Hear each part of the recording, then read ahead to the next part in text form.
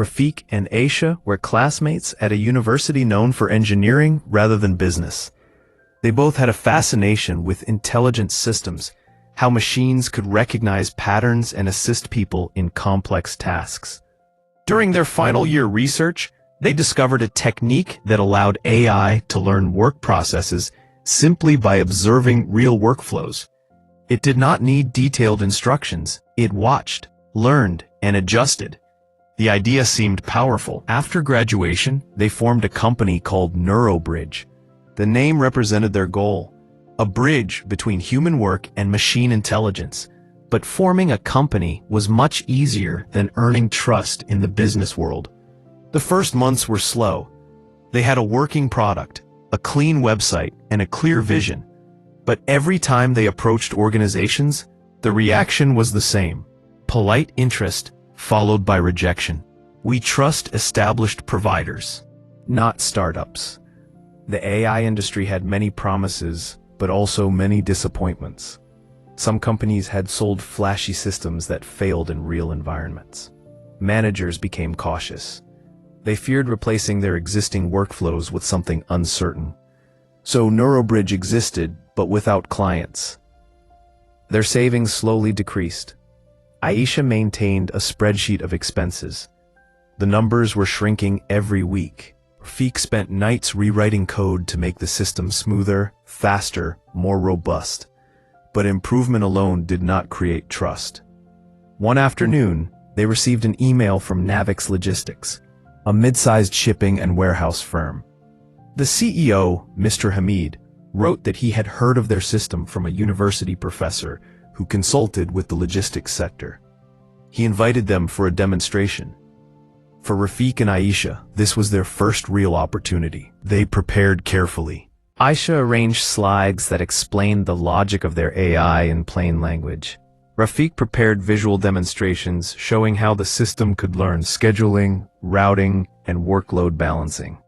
They walked into the Navix conference room with laptops and a small device for the demo. There were 6 people on the Navix side: the CEO, a logistics manager, 2 technical supervisors, and 2 staff members. Aisha began the presentation. Our AI learns how your business operates by observing real tasks. It does not replace workers.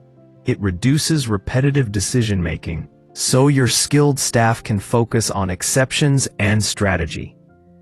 She paused, making sure the room followed. We are not asking you to trust the AI. We are asking you to trust us to support it. If it does not deliver value within 30 days of deployment, we remove it. No contract, no cost. There was silence. Everyone in the room understood the significance of the offer. Businesses rarely see such terms. One of the supervisors asked, "Why no contract? If your system works, why risk giving it for free?" Rafik answered plainly, "Because trust is not built by asking someone to believe in something they have not experienced. It is built by us standing behind the result." Mr. Hamid leaned back, thinking. He finally said, "We will test it." The implementation began. Navix was a busy company. Drivers, warehouse packers, dispatch staff, route planners, everyone had routines shaped by years of trial and error. The AI started by observing. It monitored delivery times, vehicle assignments, loading patterns, and traffic behavior. The staff did not trust it. They viewed it as an outsider, an experiment that would fail, like many before. During the first week, the AI made mistakes. It suggested inefficient packing orders and misinterpreted a driver's break schedule. Workers shook their heads. One staff member said, "See? This is why we don't depend on automated systems." But whenever something went wrong, Rafik and Aisha were present. They came early, left late, and treated every issue seriously. They did not blame the staff or the system. They simply adjusted parameters, added contextual rules, and refined the AI's understanding. The staff noticed that they weren't just software developers. They were partners. In the second week, the system began improving.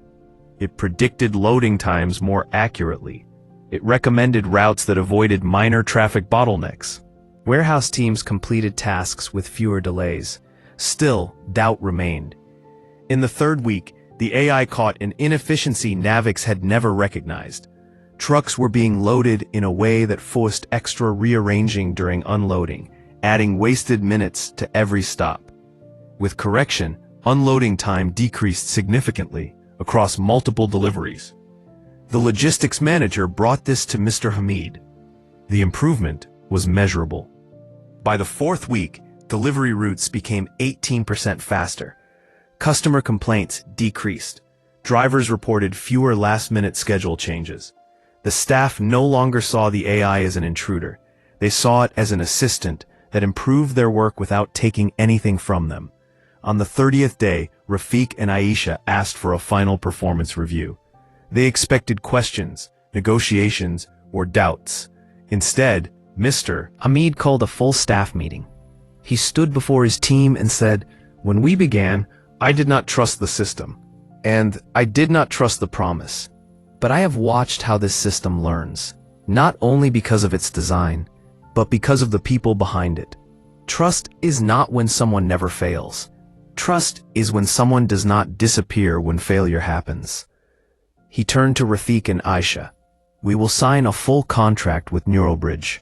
For a moment, neither founder spoke. They simply nodded. News traveled quietly in the business community, not because of marketing campaigns or press releases, but because Navix employees talked. Drivers mentioned how work became smoother. Warehouse supervisors mentioned fewer late-night emergency schedule changes. The improvements were real, visible, and connected to Neurobridge's presence, not just its software. Soon, other companies reached out. Some were cautious, some skeptical. But Rafiq and Aisha kept the same terms. Performance first, contract later. This became their identity. They built a reputation not only for technical capability, but reliability. Neurobridge grew. They hired new engineers, support staff, and analysts. They refined their software and standardized their training workflow. But they did not change the principle that shaped their success. They understood something many companies overlooked. Trust does not begin when systems are perfect. Trust begins when failures are faced with responsibility. Their first client, Navix, remained one of their strongest partners. Not because of legal agreements, but because of the invisible agreement formed before any signature existed. Mutual accountability. Years later, when Neurobridge expanded internationally, journalists asked Rafiq and Aisha how they gained trust in a competitive AI market. Their answer was consistent. "We did not ask for trust. We earned it by showing we would never walk away when things became difficult." The story of Neurobridge became a case study in business schools, not because of dramatic success or groundbreaking innovation, but because it demonstrated a simple but often forgotten truth. Technology can create advantage, but trust builds businesses.